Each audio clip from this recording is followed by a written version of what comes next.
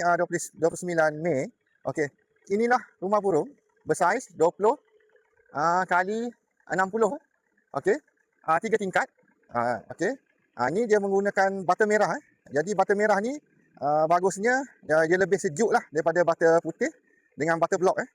Itu menjadi kelebihan pada rumah burung ini. Okey, kita tengok sini. Lagi satu dia persekitaran hutan. Nampak itu ada kandang kandang lembu sana. Sangat rendah. Jadi bangunan ni di atas bukit. Okey, kita boleh tengok dan kita boleh tengok view lagi. Okey. Ni view dia lah. Okey, kita boleh tengok. Okey, kita boleh tengok daripada dekat sini. Okey, dan kita tengok memang atas bukit lah. Lepas tu dia dalamnya persekitaran hutan menjadi makanan burung lah. Okey, sebab tu strategiknya tempat ini sebab adanya sumber makanan. Di sini pun mula ditanam sawit bawah ni, cabai sawit masih kecil untuk akan datang bila sawit ni besar menjadi makanan lagi untuk rumah burung ini. Dan di sana pun ada ladang sawit yang di kebun lain lah. Jadi ini kita nak cek perkembangan selama 2 bulan.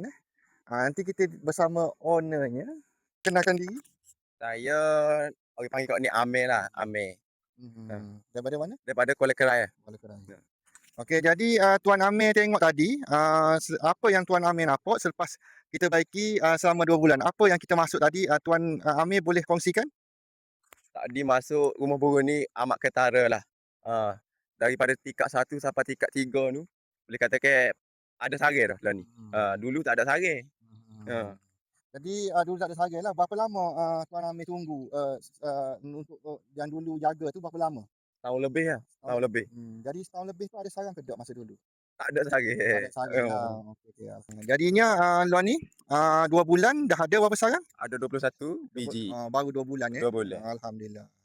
Jadi apa nasihat dan cadangan Tuan Amir untuk orang yang di luar sana yang ingin membaiki rumah burung, yang nak upgrade rumah burung, yang nak bina, apa nasihat dan cadangan Tuan Amir untuk orang di luar sana?